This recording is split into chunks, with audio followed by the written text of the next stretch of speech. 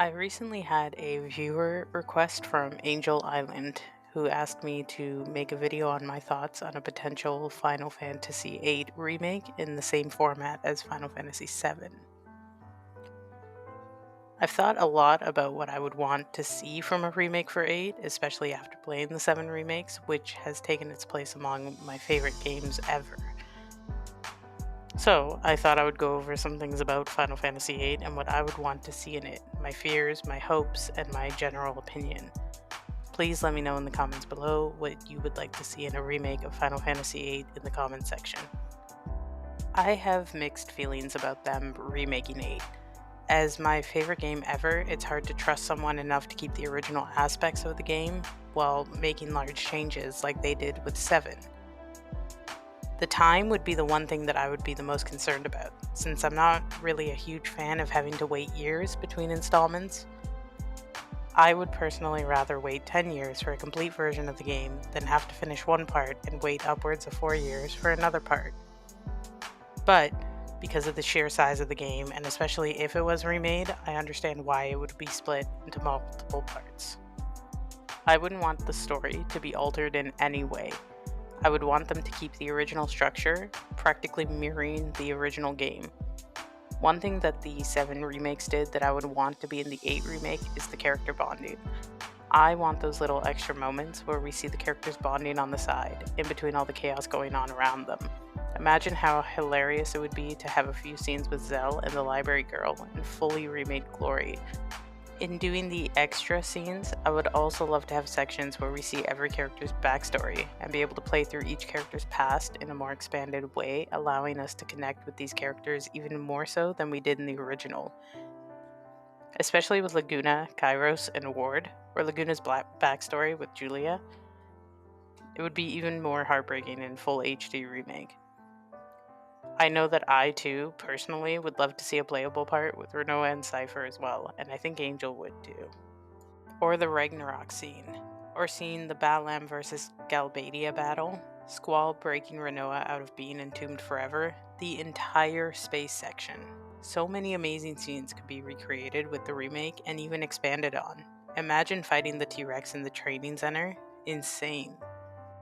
Speaking of the HD remake, it goes without saying that I would be excited to see these characters in full 4K with remade models for the modern generation. I'm sure they'd make changes to their wardrobes, small changes, and I'd be very excited to see the characters' uniforms as well, and the weapons. Seeing the weapons would be absolutely astounding. We would be able to appreciate Squall's gunblade or Renoa's blaster edge in better quality. Also, I can't forget Triple Triad. I would lose hours to that. I think the most important thing for me, besides the structure and the story, is the music. Final Fantasy VII Remake had one of the best soundtracks I'd ever heard. It was all original music, but more orchestrated to make it feel more powerful. I would love for that same treatment to be done to Final Fantasy VIII. Imagining a fully orchestrated version of Eyes on Me, hearing it sung by Julia in the game. One thing that was introduced in Final Fantasy XV that I really appreciated was the life-size GFs. Since that game, every Final Fantasy has featured lifelike GFs in the way that they should be, and it goes without saying that I hope Final Fantasy VIII keeps the tradition going, because fighting Cerberus would be sick in the real-life size adaptation. But I don't want the GFs locked behind anything. I want to be able to have them freely. I found that in the Final Fantasy VII Remake, I didn't really enjoy Chadley's battle intel quest to obtain more GFs and materia. I want the GFs to come to me the same way I got them from the original. The Brothers GF especially would be an interesting part to remake, going through the maze to get them.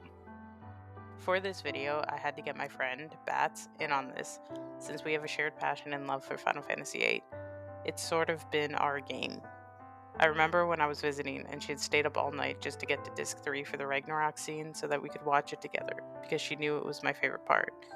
There is no one else I would want to collaborate with and see her opinion of what she wants in a Final Fantasy VIII remake, as well as her own anxieties and hesitations regarding it.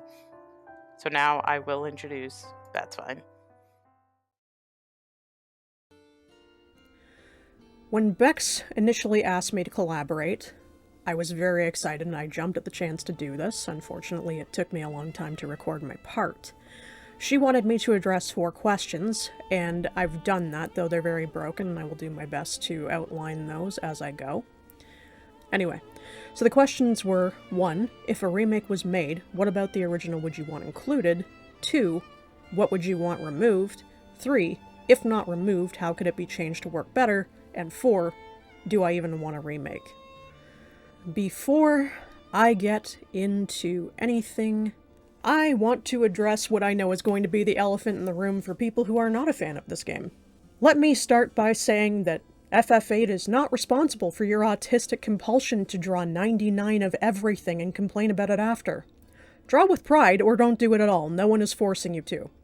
There is no right path to acquire magic. It's just clear who chose masochism instead of looking at a menu to see refined skills, especially at the beginning of the game. The people who complain about the game being easy to break are the same people who complain when they want to use magic they've junctioned to a stat. They just want to complain. While I respect the obstinance hustle, it's just kinda gay. I draw because I'm a masochist. You draw because you're an idiot. We are not the same. If you want a quick helpful guide on what you can do to get your first 100 to 200 spells for Squall and Quistis at the very beginning of the game, without drawing, check out the video on my channel. Please plug it, Becky. I worked really hard on it. No, I didn't. But still, here are features I think an 8 remake should keep and remain unchanged. I really like the concept of enemy level scaling. It still maintains a level of challenge, even if the junction system is kept, which it should be. It should be kept, and we'll get there. GF abilities and the menus that were used to unlock them were often overlooked by critics. But these abilities are very useful in and out of combat, especially for people who don't want to engage in drawing during battle. Card Refine and Item Refine are especially useful for people who want to use the draw command minimally. The GF abilities are a wellspring of opportunity, and it needs to be acknowledged. Here we go, the junction system. The junction system should stay without question, and the tutorials should remain skippable. The junction system is the meat of FF8's unique experience, and anyone who complains about it is a little bitch. Limit breaks. They're a staple of the Final Fantasy experience, and they'd better keep Renoa's ability to launch her dog at enemies, and I will accept nothing less. Next, don't include the cheats that were added to the remaster. They're fucking pointless. Actually, I can't remember. Were the cheats also included in the regular Steam release? You'll have to give me a tip-off in the comment section below. I'm gonna ask you to do that a few times. Story-wise, I would appreciate it if Square didn't address fan theories, like Squall's death and Renoa equals Ultimecia? I'm not sure how to pronounce it, I'm just gonna say Ultimecia. I want those to remain unanswered to maintain mystery.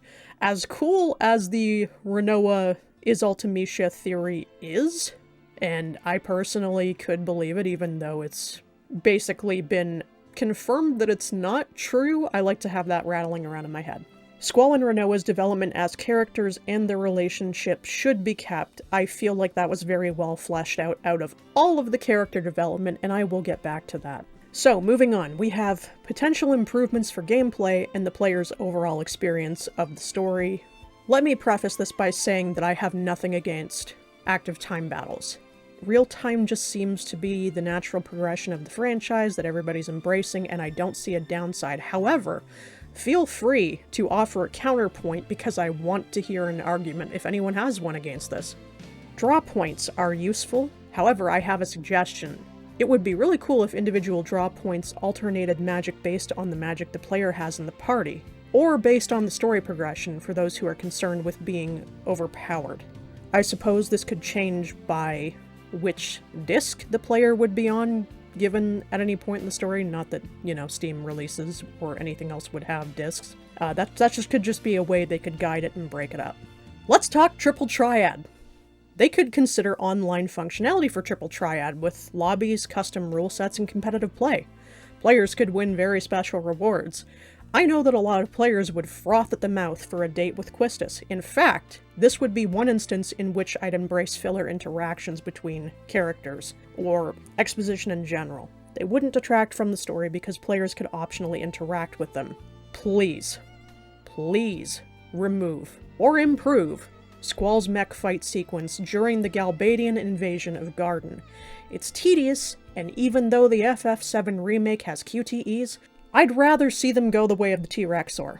They're done. They are overdone. Let's move on with our lives mechanically as an industry. Seed salaries. I love the seed salary system. The occasional payouts are my lifeblood. It might sound crazy, but I'm a fan of them. I love getting those notifications while I'm wandering around, and I like that I can increase my salary by taking an exam, even if it means looking it up online through Google. Whatever, we've all done that. As far as the story goes, we should keep everything from the original FF8, and I'm trying really hard not to tread on Bex's portion of her review in which she covered this, so I'm just going to keep it as simple as I can. Keep everything from the original FF8. Just expand on the story instead of removing content. Bex already mentioned how this could be expanded on, but I want to stress that I'm not looking for filler. I've been watching streams of the FF7 remake mainly because I can't afford to play it, and have noticed a ton of filler exchanges between characters. Interaction should be kept meaningful and not forced for fan service. There's a time and a place, and as I said before, that would be really cool as triple triad rewards.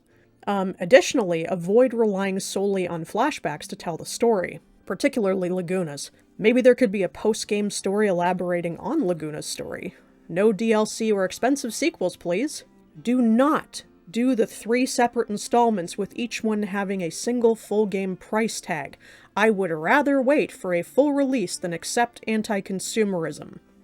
And here is another elephant in the room, which is my personal biggest gripe.